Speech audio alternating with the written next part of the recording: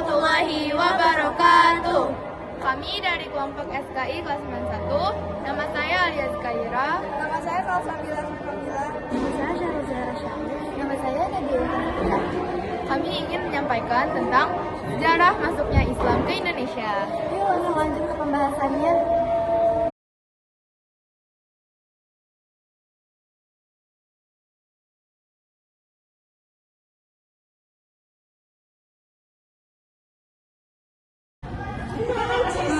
Kalian penasaran gak sih kan kayak sekarang umat muslim di Indonesia kan kayak banyak banget gitu kan.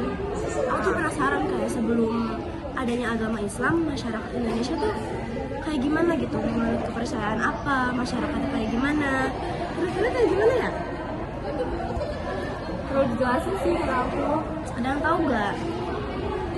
Tahu aku sih, dulu tuh masyarakat Indonesia itu tuh mereka tuh merupakan masyarakat majemuk gitu. Nah, terus ada juga agama-agama itu agama Hindu dan Buddha. Terus selain itu juga ada kebudayaan yang administrasi. Amazing. Keren ya?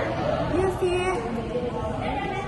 Terus aku tuh mau nanya, mereka tuh pas masuk agama Islam tuh dengan teori apa aja sih emang? Aku tahu. Wow, mantap. Tahu aku tuh teorinya ada 4. Banyak ya? Banyak sih. Yang pertama tuh ada teori Gujarat yang bilang kalau Islam masuk ke Indonesia dari pedagang India.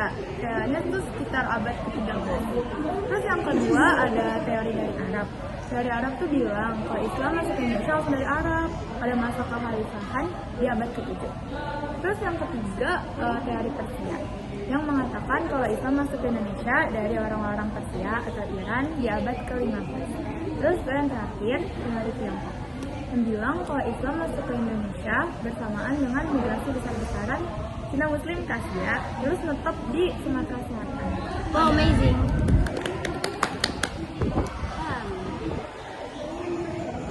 Terus tuh kira-kira gimana ya cara Islam masuk ke Indonesia? Aku sumpah aku bingung. Sebenarnya kan teorinya ada 4 ya. Kalau cara masuknya Islam ke Indonesia tuh ada 4 cara. Pertama itu dia ada perdagangan, kedua ada perkawinan, ketiga ada pendidikan, dan terakhir itu tasawuf. Kalau perdagangan itu katanya sih ya, para pedagang dari luar kayak di Jazirah Arab, India, Asia Tenggara itu pada migrasi ke Indonesia. Kayak mereka tuh mungkin kayak berniaga gitu kan di Indonesia. Terus kayak mereka menetap di suatu tempat sampai ada satu kampung namanya Kampung Pojokan. Di Kampung Pojokan tersebut tuh kayak mereka mulai kayak berkomunikasi dengan warga pribumi asli, dan akhirnya terjadilah kayak dakwah gitu. Jadi mereka menyebarkan agama Islam di Kampung Pojokan tersebut. Terus yang kedua itu ada dengan cara perkawinan. Jadi kalau misalnya ada nih pedagang kayak gitu, pedagang yang beragama Islam ingin menikahi wanita pribumi. Nah, wanita pribumi ini tuh harus mengucapkan 2 kalimat syahadat. Jadi itu kayak ibaratnya kalau mau nikah harus masuk Islam dulu. Jadi mau nggak mau harus masuk Islam dong kalau mau nikah. Akhirnya setelah mengucapkan 2 kalimat syahadat tersebut mereka menikah, dan akhirnya keturunan mereka pun pasti beragama Islam dong. Dan akhirnya mulai menyebarlah Islam di Indonesia. Yang ketiga tuh ada pendidikan. Contohnya kayak dibangunnya kayak pondok pesantren gitu, kan banyak banget kan sekarang pondok pesantren.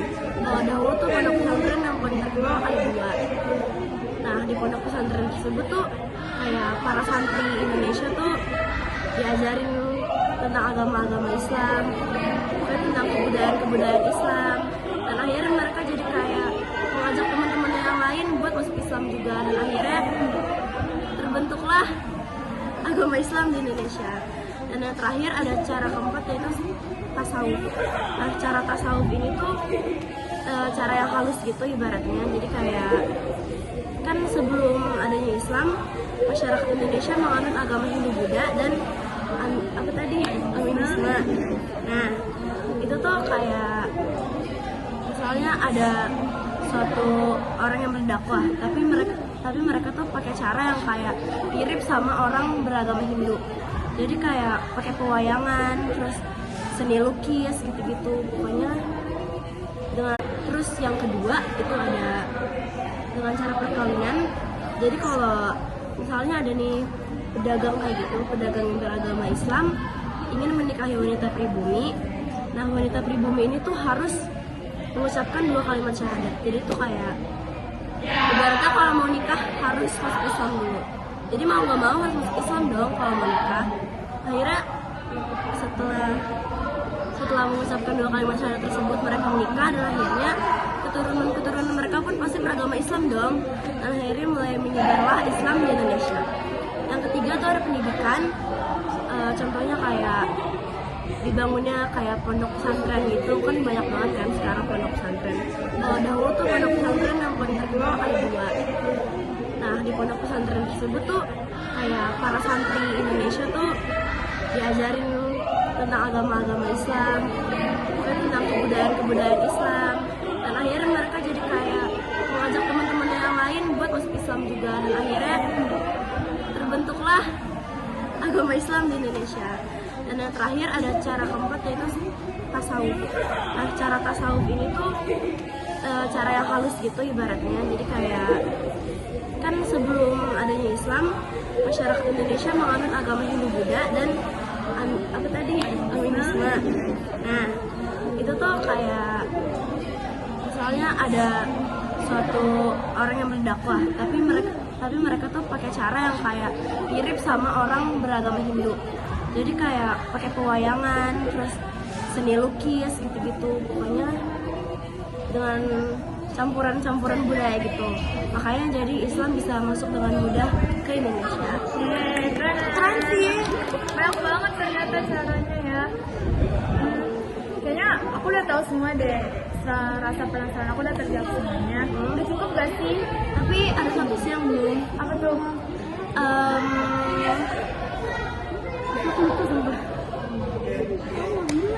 Aku tadi kata ya? Apa deh? Gila, aku lupa. Kan yang udah ya? Belum, makanya Alia. Kok Alia udah aja. Akhirnya aku udah. Lagi deh kayaknya yang belum.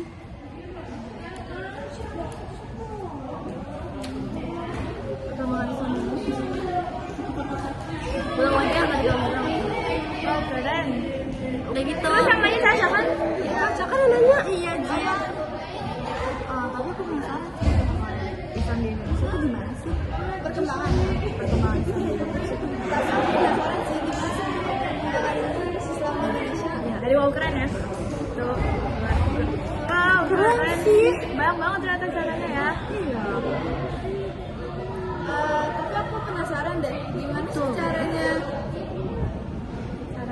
Cara Islam. berkembang di Indonesia pada saat itu?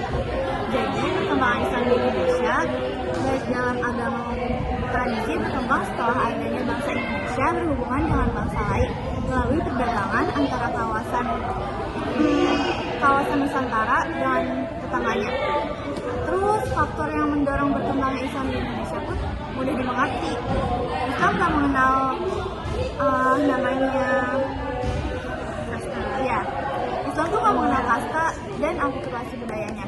Dan cara masuk Islam pun mudah, dengan mengucap 2 kalimat syahadat, orang itu pun sudah dianggap masuk Islam. Udah itu aja sih. Keren. Semua rasa penasaran aku udah terjawab sih. Ternyata keren banget ya Islam tuh. Iya. Kayak perkembangannya, jalur-jalurnya, Sebanyak itu kan. Amazing banget sih. kayak wow, mantap. Mantap. Oke. Jadi segitu aja guys. Ya, sekian dari kami. Dah. Kayak kita bikin thumbnail 1, 2, 3. Ulang-ulang. 1, 2, 3. Nah, yuk sama lagi. 2.